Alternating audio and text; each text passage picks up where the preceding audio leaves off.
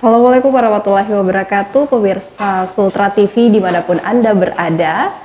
Seperti yang kita ketahui pemirsa bahwa berlangsungnya atau Kota Kendari kemajuannya dapat dilihat dari bagaimana kontribusi PAD yang ada.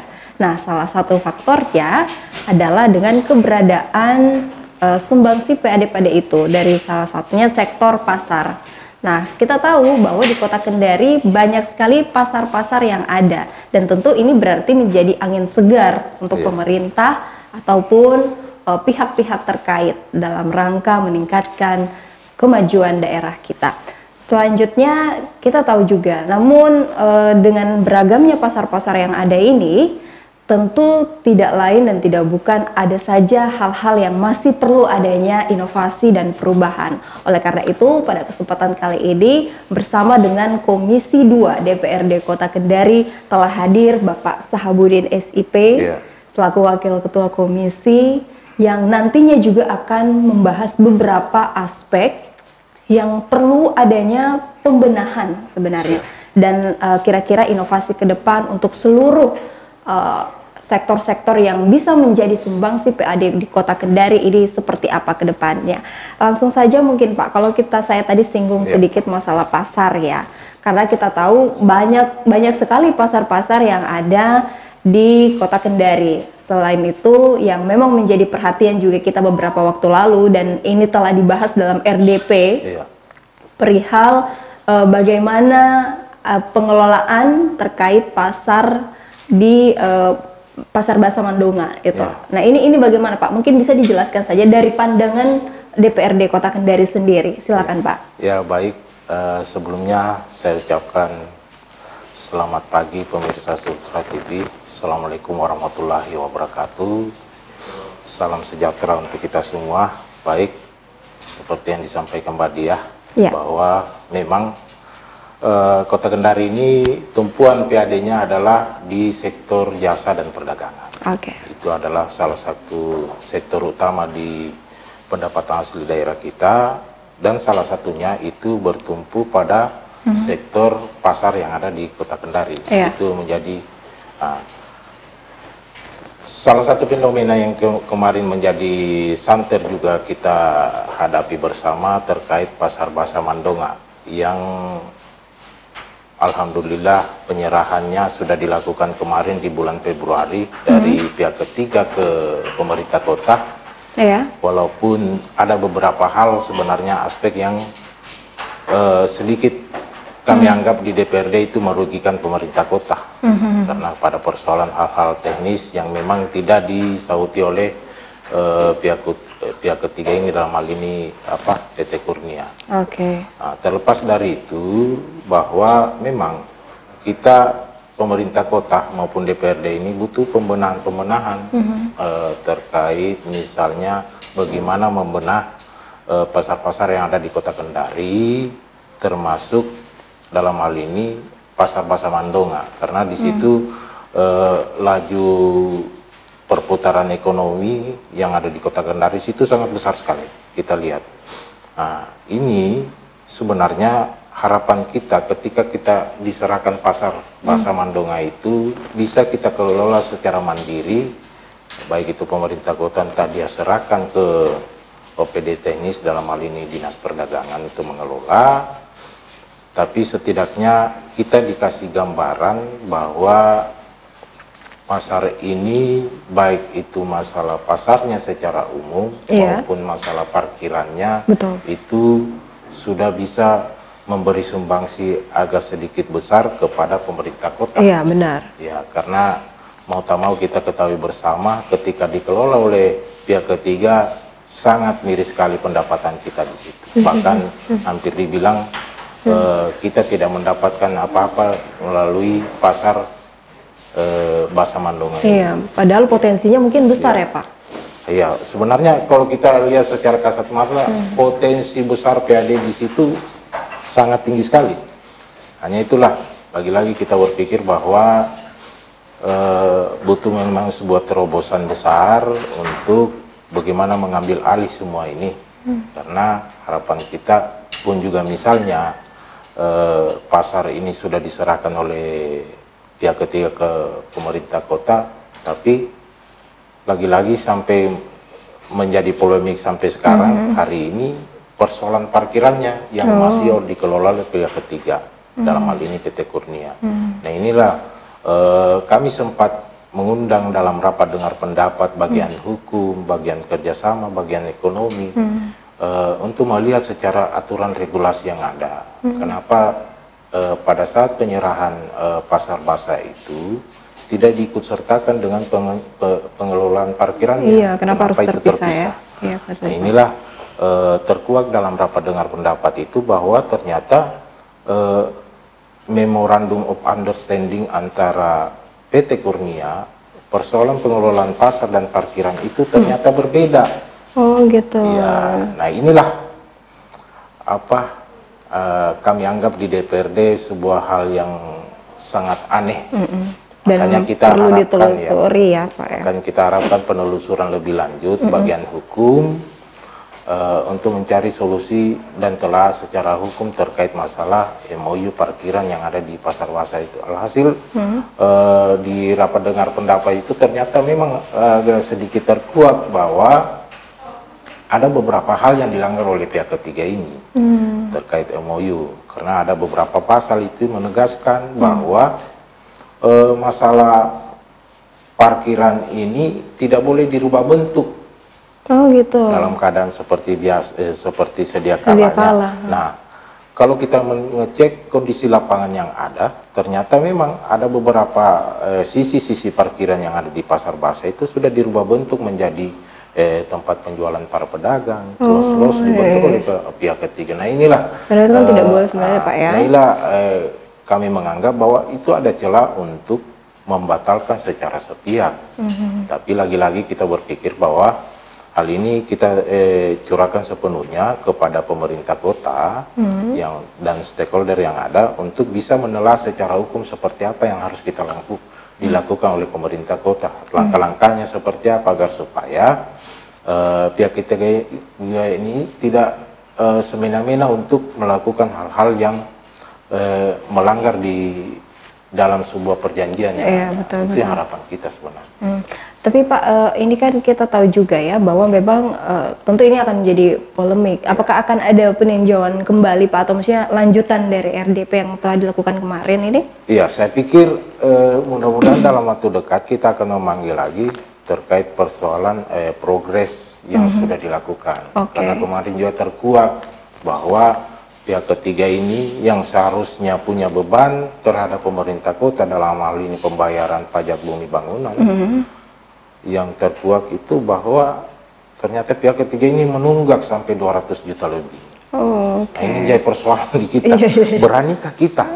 Jangan sampai kita takut menghadapi para kapital-kapital yang sewenang-wenang menganggap diri punya kuasa di kota Kendari, lantas tidak patuh terhadap pembayaran pajak. Atau sebenarnya pembayaran pajak dari teman-teman itu akan kembali ke masyarakat. Iya, ya kan kita sudah tahu itu bahwa kita juga sebagai memang masyarakat ya wajib pajak gitu kan. Itu kan sudah jelas bahkan. Tapi inilah mungkin yang akan menjadi PR lagi nih Pak ya. Tapi bagaimana Pak untuk di lingkup Komisi 2 sendiri ya, masalah-masalah seperti ini kan sudah sering lah dihadapi. Apakah akan ada langkah-langkah strategis lagi nih Pak, khususnya mungkin di tahun 2023 ini, gimana Pak?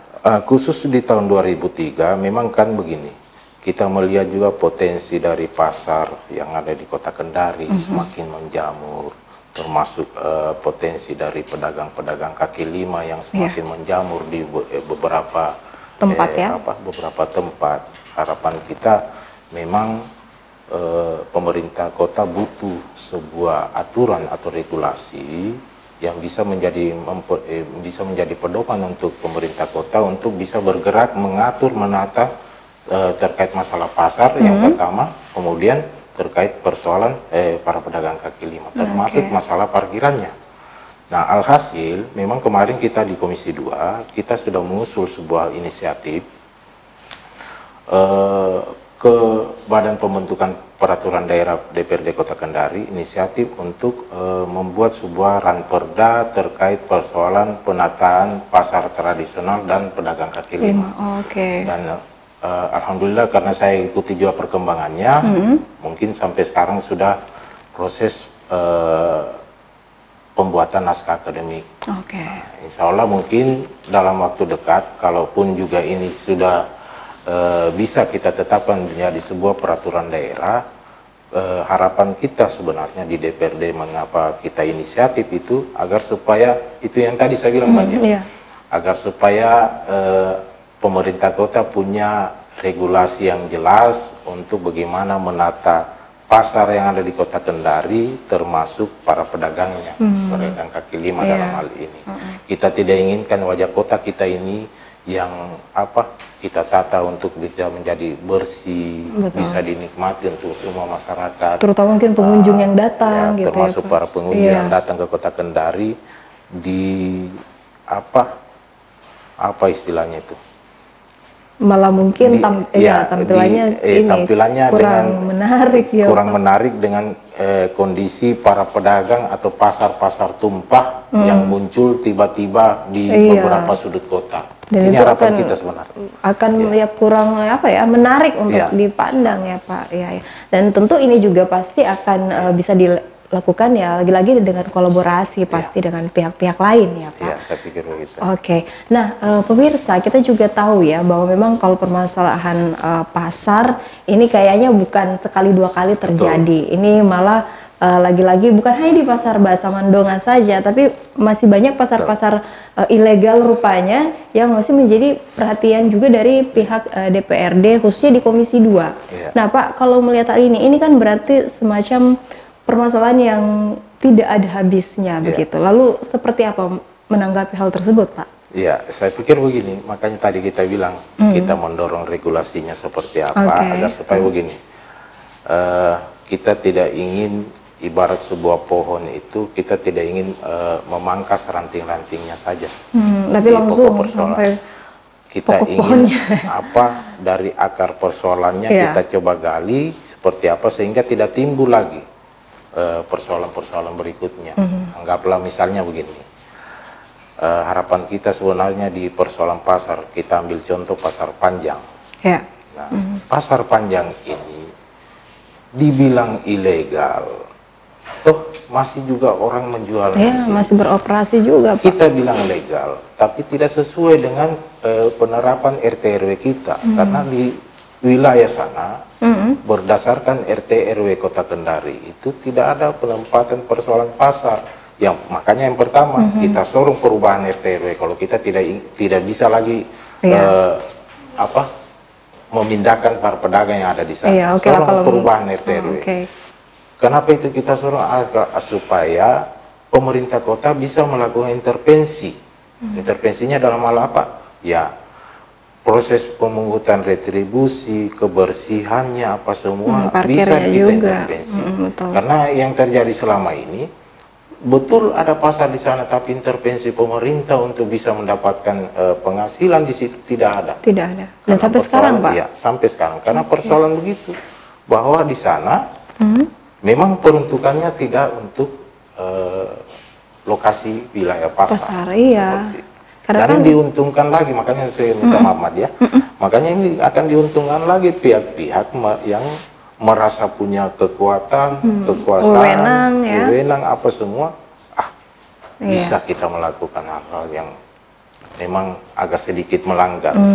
Dan yang kita takutkan Pak, jangan sampai ini akan berlaku di tempat-tempat lain juga ya. Dan itu sudah terjadi Mbak Dia. Sudah terjadi bahkan. Bahkan kemarin, alhamdulillah kemarin kita coba juga memprotes terkait misalnya pembangunan pasar Mokoau. Dan alhamdulillah sampai hari ini tidak terlaksana. Tapi di beberapa sudut kota kita, misalnya di daerah Jalan Banteng, Simpang 3 kampus itu antara benar. Di situ ada ke Wanggu, ke Kendari Permai, di situ ada juga pasar Pak. Iya benar. Nah, ini yang dilakukan oleh swadaya masyarakat untuk mendapatkan mungkin apa semua.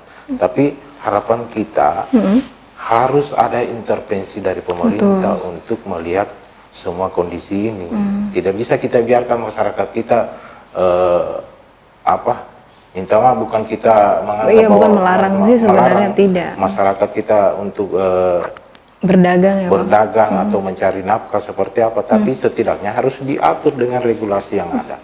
Pemerintah harus hadir menyiapkan, kalaupun juga pemerintah harus hadir menyiapkan tempat lokasi tempat berjualan agar supaya masyarakat merasa nyaman, pembeli baik penjual dan pembeli itu merasa nyaman juga. Betul sekali ya. Inilah menjadi perhatian ya untuk seluruh masyarakat sebenarnya agar tidak terjadi yang seperti tadi dijelaskan oleh Bapak Budi. Nah, baik pemirsa, kita masih akan kembali setelah yang satu ini.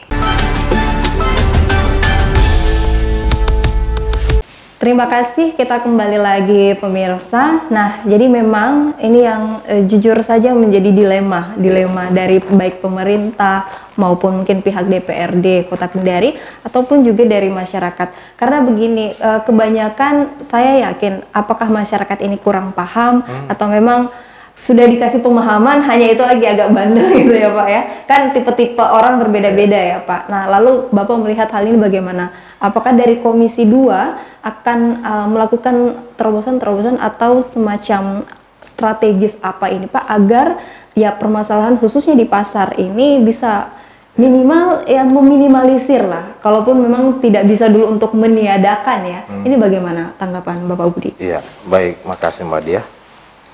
Saya pikir begini, terkait permasalahan pasar yang ada di Kota Kendari, menjamur apa semua, kita tidak bisa memberi stigma bahwa ini kesalahan dari masyarakat yang kurang paham atau seperti apa. Justru saya berpikir disinilah peran pemerintah kota, dalam hal ini OPD teknis yang ada, untuk memberi pemahaman kepada masyarakat. Dan lagi-lagi saya pikir begini, ada beberapa space tempat sudah disiapkan oleh pemerintah kota. Misalnya pasar yang ada di Mekar, pasar ada di Baruga, Dono, apa semua. Termasuk mungkin pasar baru ini ya Pak, yang baru. Pasar baru. Kenapa ini tidak dimanfaatkan oleh masyarakat? Ada apa sebenarnya? Nah, ini menjadi tanda tanya besar kita. Jangan sampai ini dijadikan bahwa masyarakat ini tidak mau diatur atau apa. Tapi saya pikir begini, ketika kita sudah menyediakan tempat kepada masyarakat, satu hal lagi yang lain yang harus kita siapkan dari pemerintah kota, bagaimana masyarakat itu, dalam hal ini para pedagang, itu nyaman berjualan di tempat yang sudah kita sediakan. Nyamannya itu bukan berarti sudah terlindung saja gitu ya. Yang pastinya kepastian mereka, para pengunjung, para pembeli itu bisa hadir untuk membeli di situ, berbelanja itu gitu. Salah satu faktor nyamannya. Kemudian yang kedua, faktor nyamannya seperti apa? Pemerintah hadir menyediakan space tempat berjualan ini, para pedagang merasa enak untuk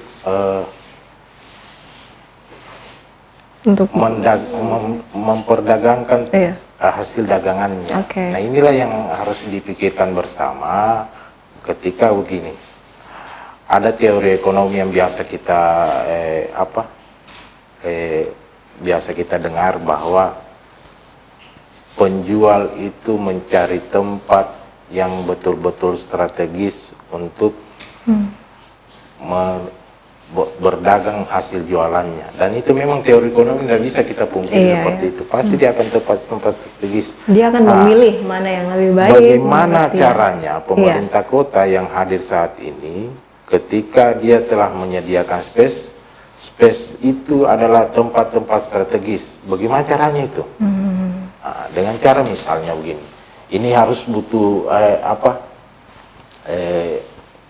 manajemen secara keseluruhan, misalnya dari dinas perhubungan terkait masalah trayek angkot yang harus masuk di tempat space itu, termasuk dari dinas lingkungan hidup dan kebersihan, termasuk kebersihan pasar, masalah kebersihan pasarnya, sehingga para pedagang dan para pembeli itu merasa nyaman enak dan bagaimana ya?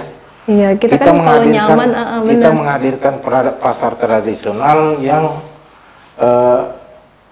harapan kita dia bisa mewakili bahwa pasar ini adalah untuk kebutuhan masyarakat menengah ke bawah, yang mungkin ketika dia mungkin ke Lipo dia tidak mampu atau seperti apa. Ada pilihan lain. Ada pilihan lain yang bisa kita. Seperti itu harapan kita sebenarnya. Makanya ke depan juga kita harus mendorong sebenarnya, mudah-mudahan ini bisa kita membersamai dengan pemerintah kota. Kita akan coba menghadirkan beberapa sektor pasar yang ada di kota Kendari itu sebagai pasar spesifik. Iya, maksud saya apakah tidak ada spesifikasi gitu? Biasanya kan pasar harus ada spesifikasinya, Pak, ya? Maksudnya kayak begini, Mbak ya. Spesifikasi misalnya begini, kita hadirkan sebuah pasar dengan konsep pasar itu menjual misalnya mungkin pakaian, Pak. Pakaian lokal kita, kearifan lokal kita, termasuk UMKM yang ada di Kota Kendari. Disitulah kita jadi dia punya skat-skat, ya benar. Ya, sehingga misalnya begini, pangsa pasarnya itu bukan cuman yang ada di masyarakat yang di Kota Kendari, tapi misalnya para pengunjung yang ada dari luar kota yang berkunjung ke Kota Kendari, ketika mencari oleh-oleh yang disediakan oleh pemerintah kota, di sana pasar ini namanya. Jadi sudah tercover semua dari berbagai aspek. Tapi apakah ini untuk mewujudkan yang tadi Bapak bilang adanya pasar sesuai spesifikasi, apakah hal ini akan cukup membutuhkan waktu yang lama, Pak, untuk mewujudkannya, atau seperti apa? Saya pikir bicara waktu yang lama ya tidaklah, tinggal ada kemauan kita bersama, keinginan kita untuk bisa melihat di potensi titik apa yang misalnya pasar saat ini yang sudah tidak lagi memberikan sumbangsi besar, termasuk para pedagang jarang mau berjualan di situ. Tinggal itu pasar itu kita manfaatkan agar supaya kita tidak membuang energi lebih besar. Pembangunan ternyata bangunan sudah ada, kita siapkan, tinggal kita pembenahan di mana harapan kita para pedagang bisa masuk menjual dengan space jualan yang sesuai dengan keinginan di pasar itu. Iya, oke. Jadi ya sebenarnya ya tinggal dari semangat juga ya, Pak, dari seluruh pihak untuk berkolaborasi sebenarnya. Tapi Pak, terlepas dari itu, kita melihat bahwa kan pasar-pasar yang ada di, khususnya pasar tradisional ya, kita berbicara. Pasar tradisional yang ada di daerah Kota Kendari kan ini memang cukup banyak, di luar yang legal, di luar dari yang ilegal itu lagi, Pak. Nah, kira-kira dari seluruh pasar ini sebenarnya sampai saat ini masing-masing itu biasanya memberikan kontribusi berapa persen sih, Pak, kalau boleh tahu? Iya. Idealnya. Inilah sebenarnya kalau kita mau ingin secara profesional pengelolaan pasar ini lebih bagus dan lebih mumpuni untuk memberikan pendapatan ke kita, sebenarnya potensi besar pendapatan asli daerah itu bisa melalui pasar ini. Itu yang pertama. Hanya kan begini, lagi-lagi kita tertumbuh pada persoalan bahwa berani enggak kita menyerahkan sepenuhnya persoalan pasar ini ke stakeholder yang betul-betul bisa mengelola secara profesional. Saya pinginnya begini sebenarnya, harapan kita terlepas dari beberapa pasar ini yang masih dikelola oleh dua OPD teknis, misalnya Dinas Perdagangan dan Perumda Pasar. Harapan kita ke depan sebenarnya, mudah-mudahan ini bisa terwujud dan pemerintah kota juga bisa amini. Keinginan kita sebenarnya, serahkan pengelolaan pasar ini secara profesional kepada yang ahlinya. Ya, ahlinya itu dalam hal ini dalam tanda kutip, ya kalau kita ingin ya kita serahkan ke Perumda Pasar. Agar supaya bisa mereka kelola secara profesional dengan target-target yang sudah ditetapkan oleh pemerintah kota. Karena lagi-lagi ujungnya kan muaranya lagi ke ini. Muaranya termasuk perusahaan daerah kita ini, ketika kita memberi tanggung jawab, kita harus juga memberi beban seperti apa untuk bisa berkontribusi untuk pendapatan asli daerah kita. Baik Pak, jadi memang ya perlu ini sih sebenarnya memang dari berbagai pihak itu saling ya komunikasi sinergitas ini tidak boleh terlepas gitu Pak, karena lagi-lagi ya tidak bisa diselesaikan oleh satu pihak. Apalagi kalau masalah pasar ini lagi banyak permasalahan rupanya yang ada di dalamnya dan memang masih menjadi PR untuk kita semua. Tidak hanya di Pasar Basa Mandonga, Pasar Panjang, rupanya masih banyak pasar-pasar lain yang butuh perhatian khusus kayaknya ya Pak. Baik dari pemerintah Kota Kendari ataupun juga dari pihak DPRD. Nah Pak, hingga saat ini tentu karena saking kompleksnya ini, apakah memang selanjutnya setelah permasalahan tadi yang di Pasar Basa Mandonga akan dilakukan lagi RDP-RDP lain dalam rangka untuk ya meminimalisir adanya permasalahan di pasar-pasar, khususnya pasar ilegal yang ada Pak? Gimana? Ya, saya pikir makanya tadi saya sampaikan terkait persoalan pasar ini kita tidak semacam untuk menebang saja rantingnya, tapi kita cari pokok persoalan pasar ini seperti apa sebenarnya, agar supaya secara ketika kita melakukan titik persoalan satunya itu secara kompleksitas semua persoalan pasar ini bisa kita lihat untuk seperti apa yang bisa kita selesaikan. Nah, harapan kita sebenarnya ke depan mudah-mudahan yang bisa diselesaikan bertahap. Makanya kemarin kita melihat bahwa oh ternyata aturan regulasinya yang kurang di kita masalah pasar. Kita doronglah untuk rancangan peraturan daerah terkait masalah pengelolaan pasar tradisional dan pedagang kaki lima. Ketika ini sudah berhasil kita jadikan sebuah peraturan daerah, harapan kita OPD teknis dalam hal ini mungkin Dinas Perdagangan ataupun Perumda Pasar bisa melaksanakan peraturan daerah itu untuk bisa mengatur secara keseluruhan ini Kota Kendari dalam hal bagaimana mengelola pasar-pasar kita, sehingga tidak ada lagi misalnya pasar yang tidak ada di bawah naungan pemerintah kota tanpa sepengetahuan. Itu harapan kita sebenarnya, sehingga kompleksitas yang terjadi, persoalan yang terjadi di beberapa titik masalah pasar ini bisa kita selesaikan satu persatu. Ini sebenarnya begini, kalau kita melihat secara umum kenapa sih masalah pasar ini karena peran pemerintah untuk mengintervensi terlalu jauh itu yang kurang.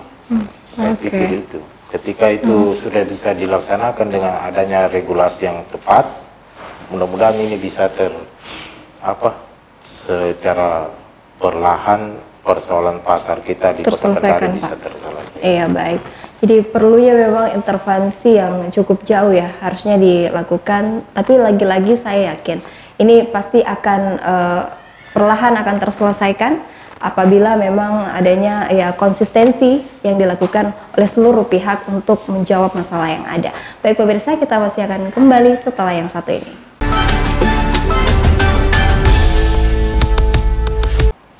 Terima kasih pemirsa. Jadi memang kalau kita berbicara masalah pasar kayaknya tidak akan ada habisnya, dan karena itu lagi-lagi kayaknya menjadi PR terus ya Pak sampai ke tahun-tahun berikutnya. Tapi kita doakan DPRD terus bekerja dengan baik, pemerintah Kota Kendari juga terus berupaya agar masalah-masalah yang memang menjadi keresahan di kalangan masyarakat ataupun di kalangan pemerintah ini bisa terselesaikan juga dengan baik. Tapi lagi-lagi kalau kita berbicara tentang perekonomian, kita tahu bahwa PAD itu yang memang cukup besar kontribusinya selain dari sektor perdagangan yakni sektor jasa. Karena kita di Kota Kendari memang adalah wilayah yang tidak memiliki sektor baik pertanian, perikanan, dan lain-lain. Namun untuk jasa dan perdagangan di sini menjadi pusat dari orang-orang yang memang ketika berkunjung, bahkan dari orang-orang luar datang belanjanya, datang menikmati jasa-jasa yang ada, pasti ke Kota Kendari ceritanya. Nah, melihat fenomena ini Pak, ini kan akan menjadi peluang besar juga. Lantas bagaimana dari pihak DPRD Kota Kendari ya melihat potensi ini? Silakan Pak. Ya baik, makasih Mbak Dia.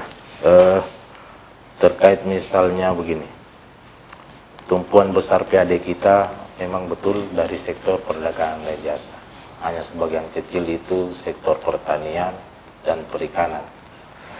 Nah, harapan kita, karena kita sudah ketahui bahwa PAD kita ini lebih banyak pada sektor jasa dan perdagangan kita, makanya begini, saya berpikir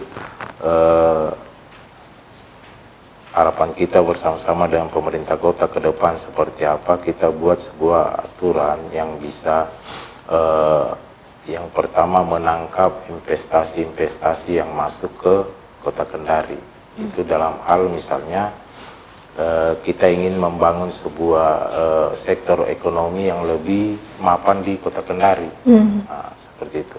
Ini salah satu faktor juga. Tapi lagi-lagi kita berpikir bahwa tidak cukup untuk hanya dengan sekedar itu, bahwa kita butuh sebuah aturan dan regulasi. Lagi-lagi kita berpikir ini regulasi, karena harapan kita ketika investasi masuk ke kota Kendari, dia juga bisa memberi sumbangsi besar terhadap pendapatan daerah kita.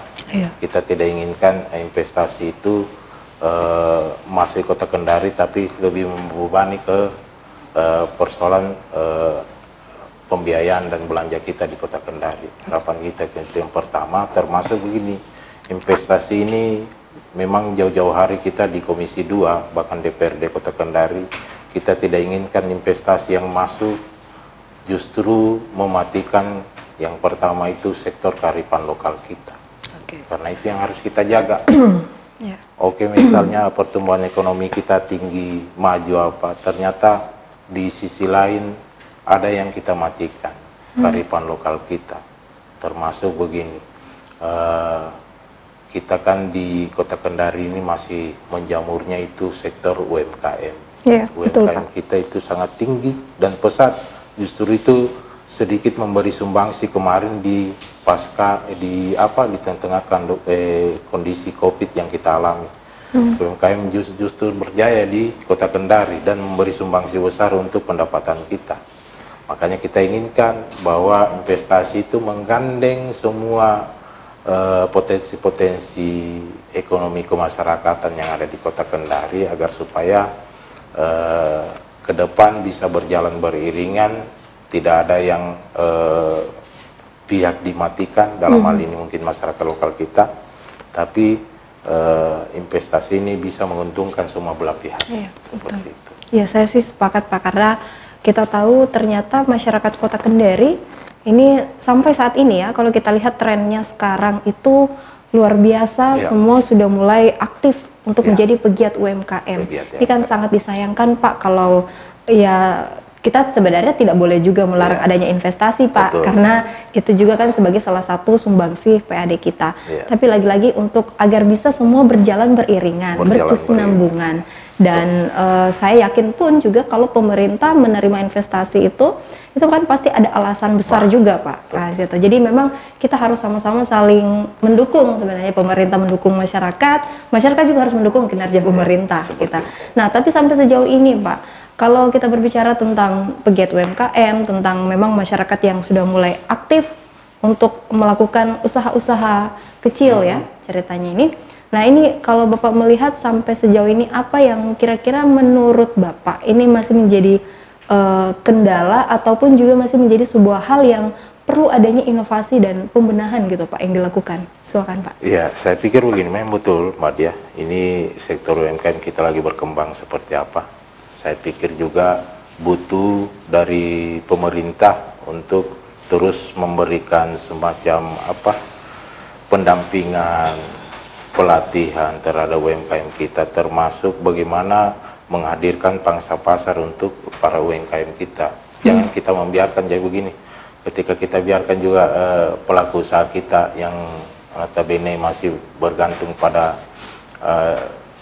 seberapa besar pembeli yang mau menikmati hasil UMKM-nya. Nah ini butuh sebenarnya peran pemerintah untuk bagaimana mempromosikan, termasuk bagaimana menggandeng para UMKM ini agar supaya mereka tidak stagnan berjalan di tempat, tapi bagaimana hasil-hasil mereka ini bisa bukan dia cuma berjaya di daerah kita, tapi dia bisa mulai merambah ke luar daerah kita. Dalam hal ini mungkin kita tidak usah muluk-muluk dulu jauh ke lintas provinsi, tapi dia merambah ke wilayah kabupaten kota sekitar kita dan dia bisa dinikmati. Itu harapan kita sebenarnya, agar supaya peran dari UMKM ini bisa terus kita rasakan dan terus bisa memberi daya saing terhadap sektor perekonomian yang ada di Kota Kendari. Harapan kita sebenarnya seperti itu. Iya, mudah-mudahan ini bisa ditangkap oleh pemerintah kota, tidak membiarkan para UMKM kita berjalan sendiri tanpa ada pendampingan dan progres yang bisa diberikan lah oleh pemerintah. Istilahnya mungkin ada jaminan bahwa si pegiat UMKM ini sudah jelas untuk pasarannya ya Pak ya. Karena kan kadang terkendala memang kalau pegiat-pegiat UMKM biasa untuk memasarkan produk-produknya mereka. Nah ini yang masih kurang. Tapi saya percaya bahwa pemerintah Kota Kendari dalam hal ini mungkin dinas yang terkait dengan hal itu, mungkin dinas perdagangan ya, karena perdagangan, koperasi dan UMKM ini mungkin bisa menjadi sebuah upaya agar para pegiat UMKM ini tidak hanya mungkin dapat menghasilkan produk, tapi mereka juga sudah bisa memasarkan produk dengan baik gitu. Nah, dan terakhir Pak, kira-kira bagaimana harapan dari DPRD Kota Kendari khususnya di Komisi 2 kepada seluruh masyarakat agar ya sama-sama bisa saling bekerja sama dengan baik, karena setiap ada masalah yang terjadi kan tentu kita inginkan cari yang terbaik Pak, solusinya ya, agar tidak merugikan siapapun gitu. Bagaimana dari Bapak Sahabudin sendiri? Ya baik, makasih Mbak Dia. Mungkin ini himbauan juga kepada masyarakat bahwa jangan pernah lupa masih banyak orang-orang yang masih terus berjuang untuk bersama-sama masyarakat, khususnya kami yang di DPRD Kota Kendari. Sebagai fungsi kita, 3 fungsi kita sebagai legislasi, budgeting, dan salah satu itu yang lebih santer kita melakukan controlling, pengawasan. Nah, di sisi inilah harapan kita, mudah-mudahan kita bersama, beriringan, bersama-sama dengan masyarakat bisa melakukan pengawasan-pengawasan terkait bagaimana untuk pengembangan usaha kita ke depan, baik itu masyarakat. Karena harapan kita pun juga misalnya kehadiran kita di DPRD, tapi kalau misalnya masyarakat tidak bisa memberikan kepercayaan di kita terhadap bagaimana bisa kita bersama-sama ke depan seperti apa, nah ini jadi persoalan. Makanya harapan kita mudah-mudahan mulai melalui acara Sultra TV ini terkait persoalan pasar juga, harapan kita khususnya kami di Komisi 2 DPRD Kota Kendari, kami terus menghimbau masyarakat, khususnya masyarakat para pedagang pasar apa semua, untuk terus bersama kita untuk bisa yang pertama harapan kita memberi jaminan kepada masyarakat supaya taraf hidupnya bisa lebih mapan lagi dan bisa berkekuatan secara ekonomi seperti itu. Iya Pak ya, semoga harapan yang tadi disampaikan ya bisa menjadi penguat untuk kita semua Pak, sehingga masalah-masalah yang terjadi bisa terselesaikan dengan baik dan tentu akan menjamin kemajuan daerah Kota Kendari dari sektor perekonomiannya. Baik pemirsa, tidak terasa waktu kita sudah di penghujung acara, saya harus pamit dari hadapan Anda. Namun sebelumnya terima kasih Bapak Sahabudin SIP selaku Wakil Ketua Komisi 2 DPRD Kota Kendari. Terima kasih juga masyarakat, pemirsa Sultra TV yang menyaksikan program ini, dan mohon maaf jika ada salah kata. Akhir kata, saya beserta kru yang bertugas pamit undur diri. Wassalamualaikum dan sampai jumpa.